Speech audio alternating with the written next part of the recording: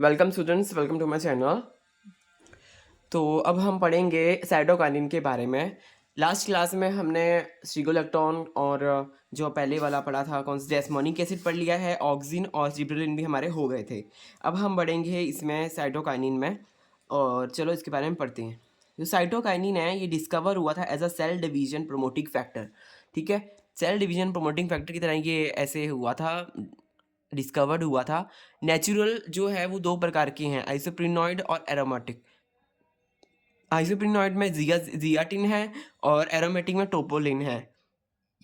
Synthetic कौन कौन से हैं? सिंथेटिक है काइनेटिन्स हो गए, फिनाइल यूरिया टाइप वाले, और DPU, CPU, CPPU sorry CPPU, थाया डायाजोन, थाया डायाजेरोन, ऐसे वाले ये सिंथेटिक है।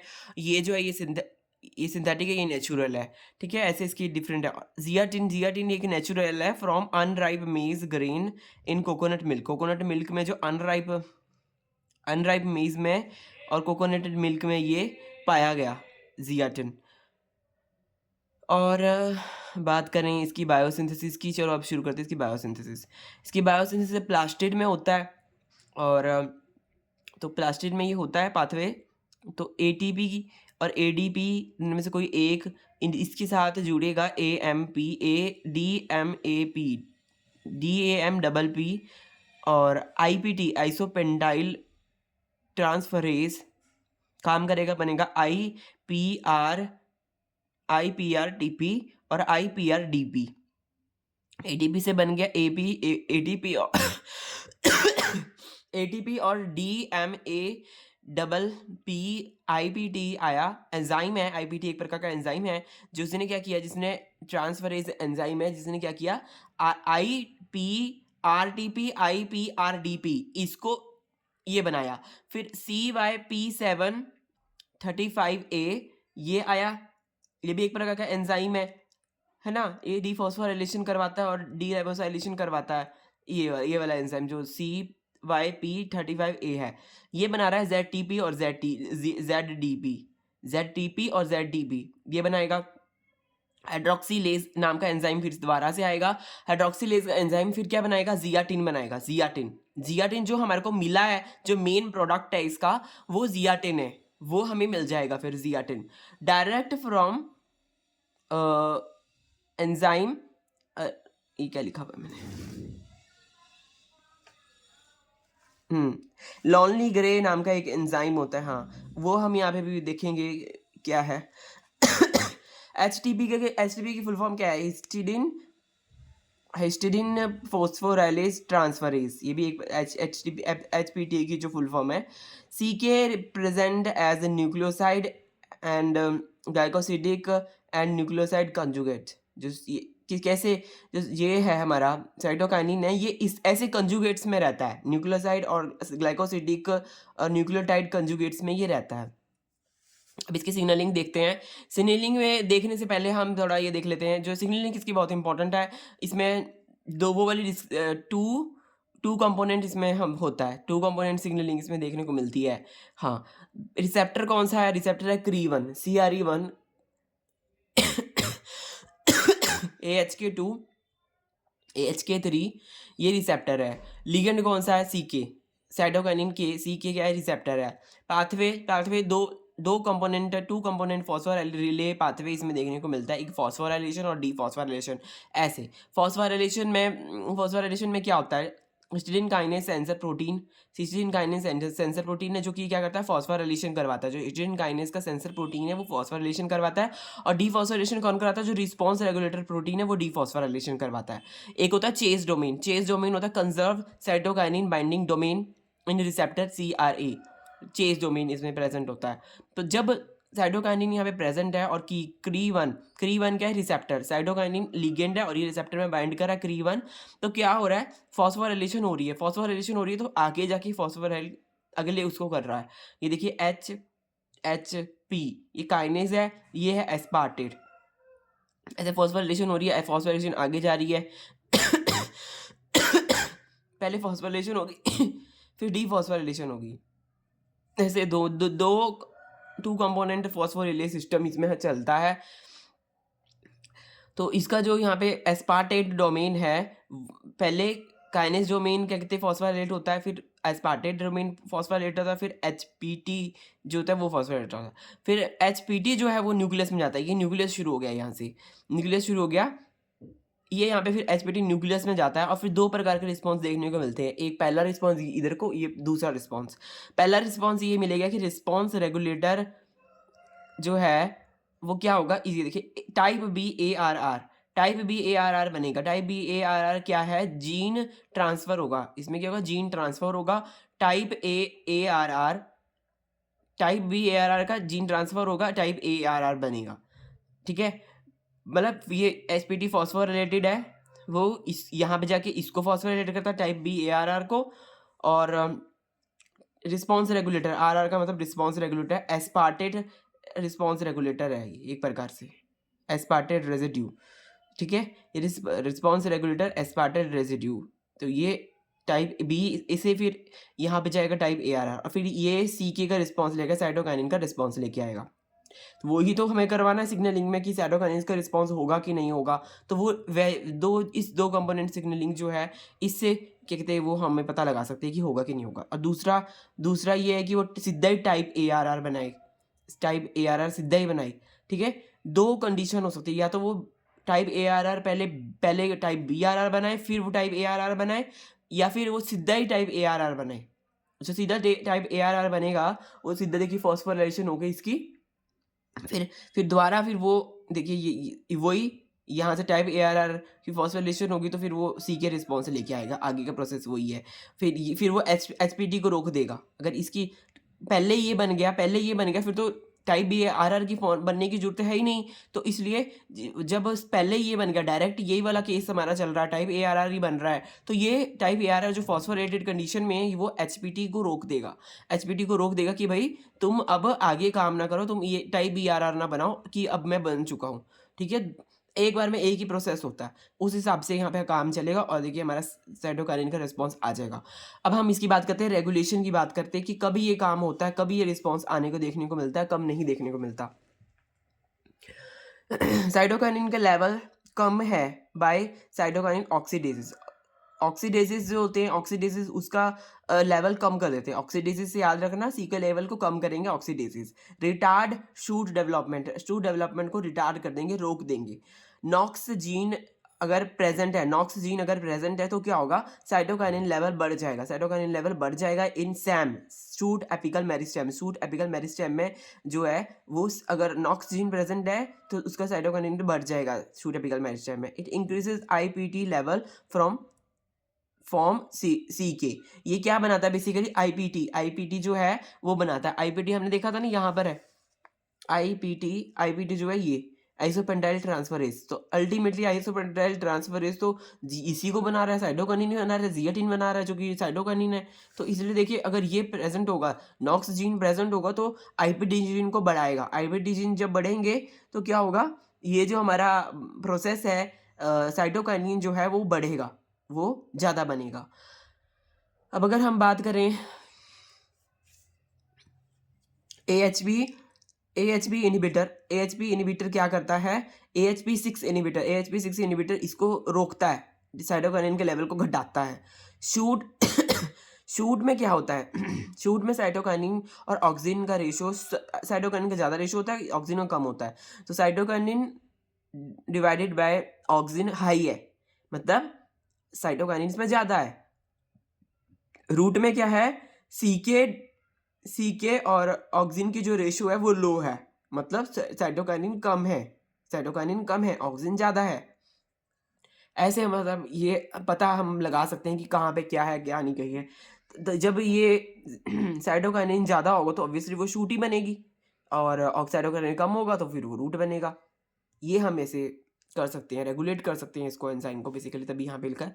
अब फंक्शन की बात करें, फंक्शन ऑब्वियसली मॉर्फोजेनेसिस में इसका फंक्शन देखने को मिलता है। जब हम कैलस वगैरह फॉर्मेशन करते हैं टिश्यू कल्चर में भी, है ना, तो एंजाइम्स को उसी हिसाब से डाला जाता है रेगुलेट करके। तो वो रेगुलेशन का यहीं से आता है कि इसकी देखिए, जैसे हमने यहाँ पे देखा था, ये सारे फैक्टर्स रेगुलेशन में मदद करते हैं। मॉर्फोजेनेसिस में क्या हो रहा है, साइटोकिनिन बढ़ रहा है, शूट फॉर्मेशन हो रही है, ऑक्सिन बढ़ रहा है तो रूट फॉर्मेशन हो रही है। ऑक्सिन और साइटोकिनिन की अगर इक्वल है तो कैलस बनेगा, कैलस। साइटोकिनिन ज़्यादा होगा, शूट बनेगी। तो यहाँ पे वही तो लिखा है, साइटोकिनिन देखिए यहाँ पे साइटोकिनिन यहाँ पे ज़्यादा है, cytokine upon auxin high, cytokine और ऑक्सिन की रेशियो हाई है, मतलब वो शूट बनाएगा। ऑक्सिन और देखिए साइटोकिनिन और इसकी लो है तो ऑब्वियसली यहाँ पे ऑक्सिन ज़्यादा है तो रूट बनेगी। दोनों इक्वल है तो कैलस बनेगा। 2 जीन जो है ARR7 एंड ARR15 ये सुप्रेस करते हैं साइटोकिनिन को ये रोकते हैं बेसिकली।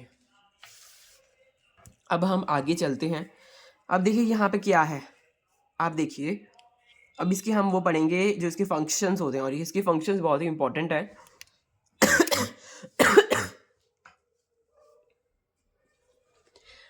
मिमिक डेटिम्यूटिलेशन causing deterioration and chlorophyll development in darkness. तो ये क्या करता है, क्लोरोफिल की जो डेवलपमेंट है उसको भी मिमिक कर सकता है, और डिटियोलेशन भी ये कॉज करता है। साइटोकाइन फंक्शन क्या है, नोड्यूल फॉर्मेशन में काम आता है। लेटरल डेवलपमेंट, लेटरल जो डेवलपमेंट होती है, साइटोकाइनिन प्रोमोटिंग ऑक्सिलरी बड ग्रोथ, ऑक्सिलरी जो बड ग्रोथ होती है उसमें भी ये काम आता है। बेसिकली साइटोकाइनिन क्या करता है, इनहिबिट करता है बीआरसी जीन, जो बीआरसी जीन है उसको ये इनहिबिट करता है, उसको रोकता है बीआरसी जीन को। बीआरसी जीन हमने देखे थे, स्ट्रिगोलेक्टोन भी जो है उस बीआरसी जीन को देखिए यहाँ पे बना रहा था। कल की क्लास में हमने पढ़ा था ना, बीआरसी जीन लेटरल ग्रोथ को रोकते हैं। तो ये साइटोकाइनिन बीआरसी जीन को रोकता है। ऑब्वियसली वहाँ पे लेटरल ग्रोथ, इसका मतलब अगर वो बीआरसी जीन को रोक देगा, इसका मतलब क्या होगा, जो प्रिवेंट करेगा ऑक्सिन इंड्यूस स्टिगोलेक्टोन बायोसिंथेसिस। जो ऑक्सिन और स्टिगोलेक्टोन जो इकट्ठे मिलकर काम करते हैं, है ना, वो किसके दुश्मन है, साइटोकाइनिन के दुश्मन है। और साइटोकाइनिन तो यही मेक श्योर करेगा कि BRC1 की इनहिबिट हो जाए, ताकि जो आगे का प्रोसेस है हमारा अच्छे से, वो जो हमारा जो लिटरल ग्रोथ है वो हो। ऑक्सिन और स्टिगोलेक्टोन तो वो चाहते ही नहीं, लेटरल ग्रोथ करवाना चाहते ही नहीं, वो सोचते हैं कि एपिकल ग्रोथ हो, ऊपर से ही बढ़े, है ना, सीधा वो डेवलपमेंट बुशी ना हो। तो इसलिए बुशी करने के लिए हम साइटोकाइनिन भी देते हैं। जब जैसे अगर कभी बुशी करना है ना, तो उसको बुशी करने के लिए साइटोकाइनिन दिया जाता है, हार्मोन। फास्ट एक्सिलरी बड ग्रोथ आफ्टर डीकैपिटेशन, हाँ, इससे ये पता चलता है कि जो डीकैपिटेशन, जैसे मान लीजिए आपने पौधे में अगर पिंचिंग करी है, आपने गार्डनिंग करी होगी तो पिंचिंग करी होगी, तो आपने जब पिंचिंग करते हैं तो ऊपर से की जो हम जो होते हैं, ऊपर की जो थोड़ी बहुत लीव्स होती है उसको कट कर देते हैं, तो साइड ब्रांचेस आ जाती हैं। आप करके देख लेना थोड़ी बहुत गार्डनिंग का, तो आपको पता चल जाएगा कि फिर वो साइड ब्रांचेस क्यों आ रही है, क्योंकि फिर वहाँ पर ये देखिए उसमें क्या हो गया, एक्सिलरी बड ग्रोथ होनी शुरू हो गई। आफ्टर एक्सिलरी बड की ग्रोथ ज़्यादा शुरू होने लगी, जिसकी वजह से लेटरल ब्रांचेस वहाँ पे देखने को मिल जाती है उस प्लांट में, अगर हम पिंचिंग करते हैं। ठीक है, डीकैपिटेशन का मतलब वही है, ऊपर से काट देना। Sam mutant rescue, Sam shoot apical meristem mutant का रेस्क्यू, बेसिकली टिश्यू कल्चर में बेसिकली ऐसा रेस्क्यू देखने को मिलता है। यहाँ पे इसका मतलब ये है कि टिश्यू कल्चर में ऐसा जो है ना, वो देखने को मिलता है। तो यहाँ पर बेसिकली देखिए, by cytokinin stabilize meristem, cytokinin जो है वो स्टेबलाइज करेगा, मेरिस्टेम को स्टेबलाइज करेगा। वेस्कुलर टिश्यू डेवलपमेंट में भी मदद करता है। उसमें क्या होता है, वोल जीन जो है वो एनकोड करती है cytokinin for vascular development. Wol gene जो है वो क्या करती है, एनकोड करती है साइटोकाइनिन को बनाती है वोल जीन, और फॉर वेस्कुलर डेवलपमेंट के लिए। ठीक है, क्राउन गोल फॉर्मेशन में क्या होता है, साइटोकाइनिन और ऑक्सिन जो है वो इंड्यूस करते हैं क्राउन गोल फॉर्मेशन। एक प्रकार से ऊपर क्राउन में एक सा गोल सा बना देते हैं, क्राउन गोल फॉर्मेशन करते हैं basically. Retardation and delay of leaf senescence, retardation और डिले ऑफ लीव सेनेसेंस में क्या होता है, cytokinin enhance cell division and greenery basically, हाँ, सेल डिवीजन एनहांस करता है साइटोकाइनिन, और ऑब्वियसली ग्रीन बनाता है। तो फिर जब ग्रीन बनाएगा साइटोकाइनिन डिवीजन को इंड्यूस करेगा, तो जो हमारा क्या होगा, फिर हमारा जो देखने को मिलेगा हमारे को सेनिसेंस नहीं होगा, बुढ़ापा ही नहीं आएगा प्लांट में, लीफ, है ना। तो ग्रीनरी ये करता है बेसिकली। ऑक्सिन हो गया, साइटोकाइनिन हो गया, ब्रासिनोस्टेरॉइड्स हो गए, ये सारे के सारे रेगुलेट करते हैं female gametophytic fate in Arabidopsis. Arabidopsis का जो फीमेल गेमेटोफाइट की स्टेजेज होती है उसको ये तीनों जो हैं ब्रासिनोस्टेरॉइड, ऑक्सिन और साइटोकाइनिन रेगुलेट करते हैं। ट्रिपल म्यूटेंट क्या है? ट्रिपल म्यूटेंट क्या है? Lack DHK, DHK lack development, fail development functional megaspore. ताकि जो फंक्शनल मेगास्पोर है वो बने ना। ट्रिपल म्यूटेंट क्या है? वो ताकि फंक्शनल मेगास्पोर ना बने। अगर तीनों ही म्यूटेटेड हो जाएंगे, ये सारे के सारे म्यूटेटेड हो जाएंगे, तो फंक्शनल मेगास्पोर बन नहीं पाएगा, क्योंकि ये तीनों जो है वो मेक श्योर करते हैं कि फीमेल गेमेटोफाइट अच्छे से बने, वो रेगुलेट हो अच्छे से। तो अगर यही तीनों हट जाएंगे तो हमारा फीमेल का जो डेवलप्ड फंक्शनल मेगास्पोर है वो अच्छे से बन नहीं पाएगा। अगर हम यहाँ पे बात करें इथाइलिन की, इथाइलिन का हम अब स्टार्ट करते हैं। नेक्स्ट हार्मोन हमारा है इथाइलिन। इथाइलिन एक गैसियस हार्मोन है। कैसे बनता है? Breakdown by form by breakdown of methionine. जो मिथ्योनिन है उससे ये मिलकर उससे बनता है ये मिथ्योनिन। और मिथ्योनिन एक गैस है जो कि सल्फर कंटेनिंग अमाइनो एसिड है। मिथ्योनिन क्या है? Sulphur containing amino acid. Volatile substance है इथाइलिन विद गैस क्रोमेटो। हाँ, गैस क्रोमेटोग्राफी से हमें देखने को मिला कि फाउंड आर जीन इथाइलिन। आर्जिन देखिए, गैस क्रोमेटोग्राफी से पता चला कि आर्जिन होती है इसके अंदर, इथाइलिन के अंदर। अब इसके अंदर हम देखते हैं, बायोसिंथेसिस देख लेते हैं इसकी जल्दी से। हाँ, मिथ्योनिन, मिथ्योनिन से क्या बनेगा? मिथ्योनिन से बनेगा एडोमेट। एडोमेट बनेगा, एडोमेट से बनेगा ACC, A double C sorry ACC, ACC बनेगा इथाइलिन। यहाँ पर मिथ्योनिन में जो ये सीधा नहीं बन रहा है, यहाँ पे एटीपी की यूज हो रही है, एटीपी का यूज हो रहा है और एडोमेट बन रहा है। एडोमेट जो है, एडोमेट का मतलब है एडिनोसाइल मिथ्योनिन। एडो का मतलब एडिनोसाइल और मेट का मतलब मेथ्योनिन। एडिनोसाइल मेथ्योनिन क्या बना रहे? एसीसी बना रहे। और एसीसी जब बनता है फिर यहाँ पे 5 मिथाइल इथियोडिनोसिन जो है वो निकल जाता है। और ये 5 मिथाइल इथियोडिनोसिन जो निकल जाएगा, ये यांग साइकिल के थ्रू दोबारा एटीपी बनाएगा, और यहाँ पे इनऑर्गेनिक फॉस्फेट जो है, पायरोफॉस्फेट जो है, इनऑर्गेनिक पायरोफॉस्फेट जो है वो निकल जाएगा। ऐसे ऐसे यहाँ पे काम होता है और हमारे को एटीपी एरोमेट बनने के लिए लगेगा। तो ये इसी साइकिल को, जो ये इतनी सी साइकिल है, इसको यांग साइकिल बोलते हैं। और एडोमेट से फिर ये बनेगा हमारा एसीसी, एसीसी जो है फिर इथाइलिन बनाएगा। ठीक है। अगर अब हम बात करते हैं सिग्नलिंग की। थोड़ा यहाँ पे स्मज हो गया है बट इट्स ओके, लिखा तो मैंने सब कुछ हुआ है। थोड़ा ऐसा कुछ नहीं कर सकते अब। तो देखिए, सिग्नलिंग क्या है? सिग्नलिंग में रिसेप्टर क्या है, पहले देखते हैं। रिसेप्टर है ETR1। ETR1 क्या है? एक प्रकार का रिसेप्टर है। ETR1 क्या करता है?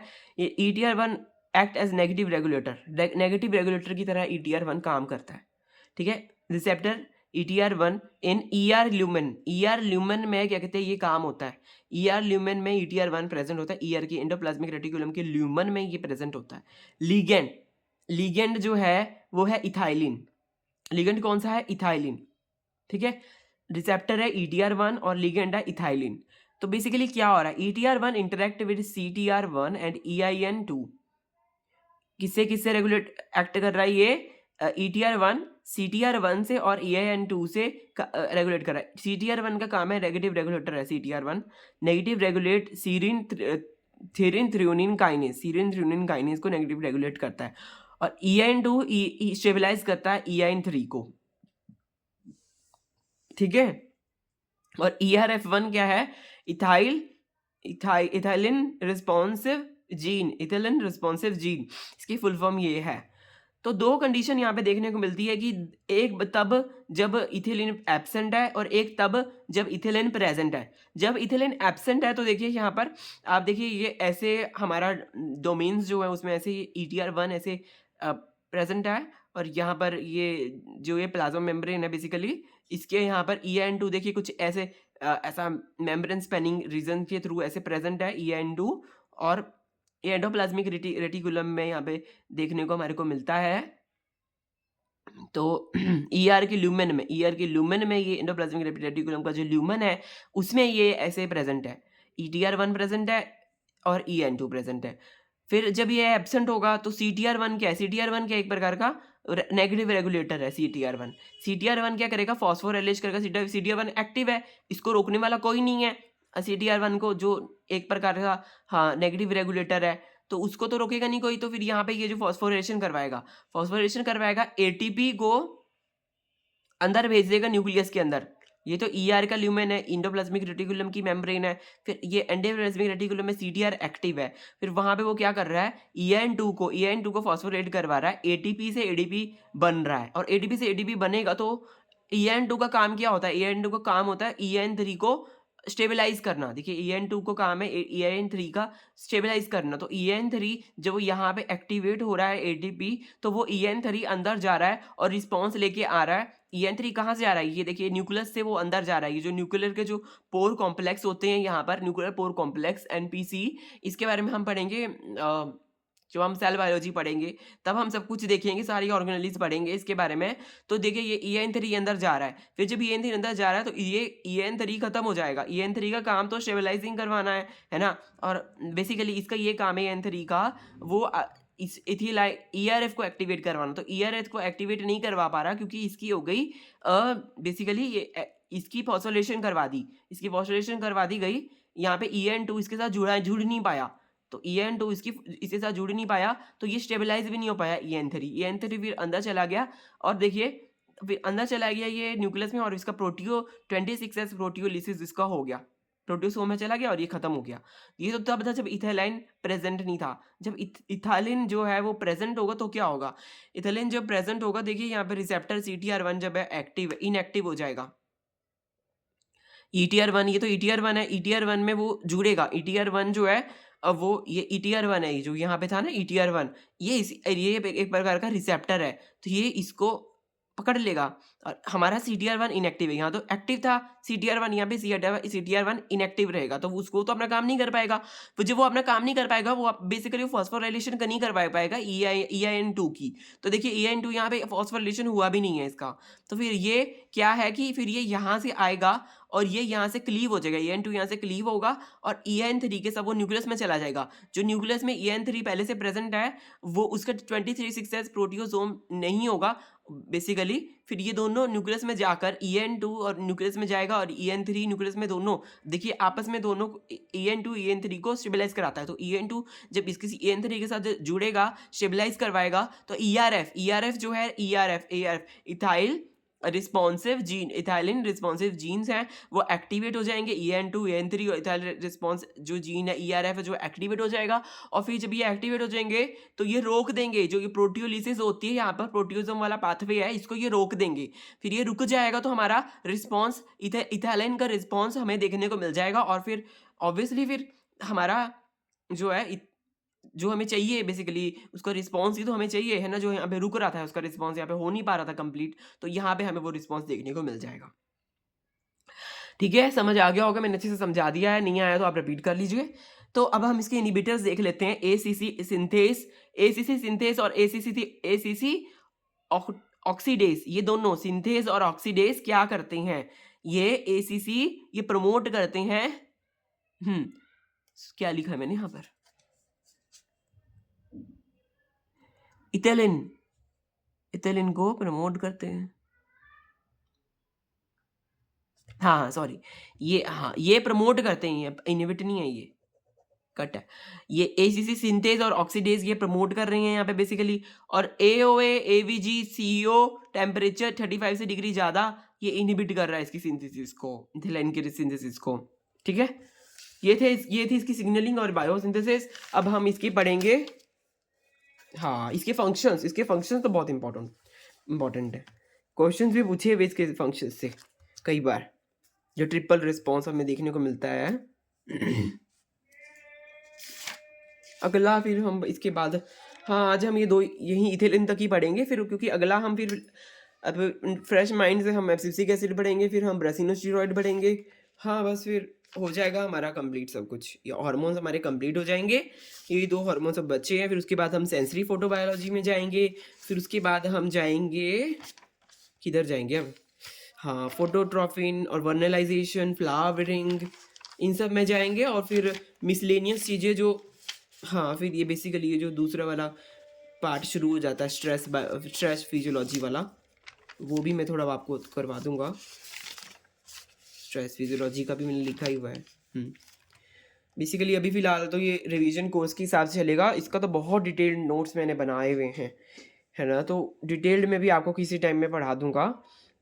अभी फ़िलहाल तो आप इसी से पढ़ लीजिए, क्योंकि अभी देखिए गेट का एग्ज़ाम भी आएगा फिर, है ना, उसके लिए भी आपकी रिवीजन हो ही रही है, पक्के हो जाओगे आप जब तक गेट का एग्ज़ाम आएगा। देखो चलो अब हम यहाँ बढ़ते हैं। ट्रिपल रिस्पॉन्स एलिमेंट हमें यहाँ पे देखने को मिलता है। Triple response ethylene, reduce hypocotyl का छोटा हो जाना, इंक्रीज विड्थ ऑफ स्टेम का जो स्टेम की जो विड्थ है, जैसे मोटाई जो होती है उसका बढ़ जाना, है ना, और टाइटनिंग ऑफ एपिकल हुक आपने देखा होगा, ऐसा टाइटनिंग एपिकल हुक की टाइटनिंग हो जानी, तो कम होना, मोटा होना और टाइट होना, ये होता है ट्रिपल रिस्पॉन्स। ठीक है।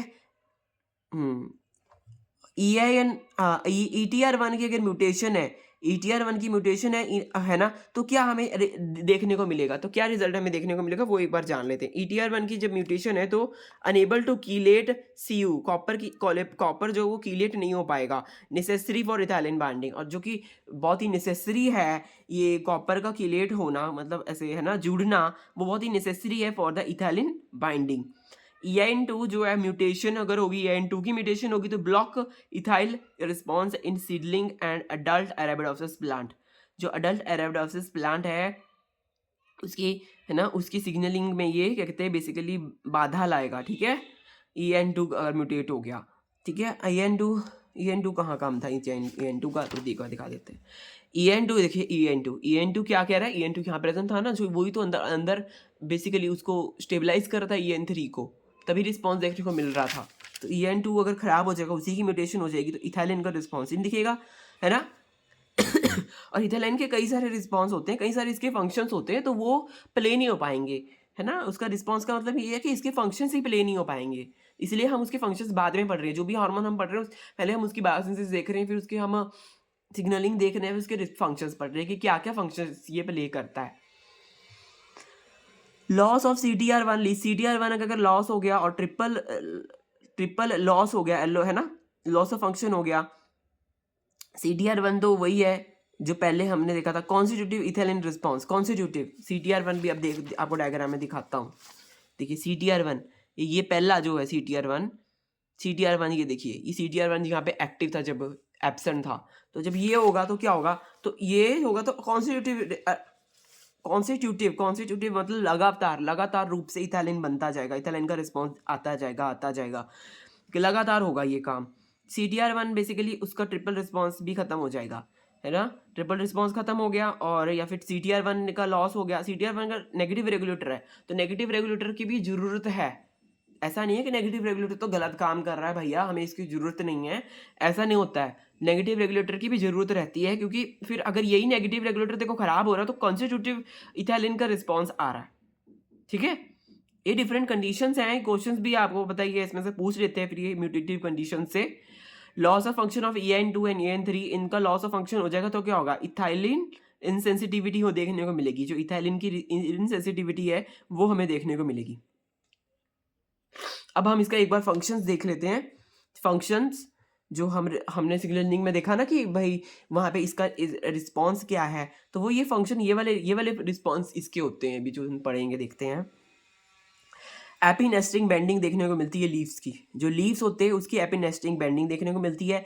Downward bending of due to apical hook की वजह से डाउनवर्ड बेंडिंग। एपिनेस्टिंग बेंडिंग का मतलब होता है उसका बैंड हो जाना, डाउनवर्ड नीचे की तरफ उसकी बेंडिंग होनी, और नीचे की तरफ उसका बेसिकली बढ़ना। ठीक है। ट्रिपल रिस्पॉन्स दिखने को मिलता है। ट्रिपल रिस्पॉन्स में मैंने आपको बता दिया था, reduce hypocotyl, increase in width of stem, tightening of apical hook, ये ट्रिपल रिस्पॉन्स है। फ्रूट राइपनिंग, फ्रूट का राइपन होना, पकना फ्रूट का, तभी हमने देखा होगा जो जैसे बनाना होता है, पका हुआ बनाना होता है, हमने बचपन में ये बात तो पढ़ी ही है कि जब उसको हम कहीं रख दें, पका हुआ सेब रख दें या फिर ऐसी बास्केट में जो अभी कच्चे हैं, तो वो भी पक जाते हैं। वो इसलिए पकते हैं क्योंकि वहाँ पे इथाइलिन गैसियस फॉर्म में रिलीज होता है और वो आसपास को भी फिर पका देता है। Senescence promoting and regulating abscission, senescence क्या करता है, प्रमोट करता है और रेगुलेट करता है एब्सिशन को। एब्सिशन का मतलब है टूटना, पत्ते का टूटना, उसको एब्सिशन बोलते हैं। पत्ता है, कोई ओल्ड लीफ है, उसका गिरना भी जरूरी है, वो लगा रहेगा उसमें, फिर वो एनर्जी सक करेगा प्लांट की, तो वो निकलना भी, टूटना निकलना भी उसका जरूरी है। Induce lateral cell expansion, lateral cell की एक्सपेंशन होने में भी ये मदद करता है एथाइलिन। तो ये सारे इसके फंक्शंस हैं। हमने आज देखिए, हमने दोनों दो चीज़ें पढ़ी हमने। आज हमने साइटोकाइनिन पढ़ा। साइटोकाइनिन भी बहुत ही डिटेल्ड में लिखा हुआ है मैंने, अच्छे सब कुछ ही मैंने डिटेल्ड में लिखा हुआ है। बस ये है कि मैं ऐसे टाइम ही नहीं वेस्ट कर रहा हूँ, जल्दी मैं करा दे रहा हूँ, क्योंकि इसमें इतना फिर वो नहीं है, कुछ नहीं है। अगर आपको किसी को समझ नहीं आ रहा तो वो रिपीट करके देख सकता है, ठीक है। और इथाइलिन है, इथाइलिन पढ़ लिया। अब हमने नेक्स्ट क्लास में आपको बता ही दिया मैंने कि एब्सिसिक एसिड और हम ब्रासिनोस्टेरॉइड पढ़ेंगे। अभी के लिए हम इतना ही रखते हैं, फिर बाद में हम मिलेंगे नेक्स्ट क्लास में, ठीक है friends. Bye bye, have a nice day. और लाइक करें इस चैनल को और शेयर भी कर दीजिए फ्रेंड्स।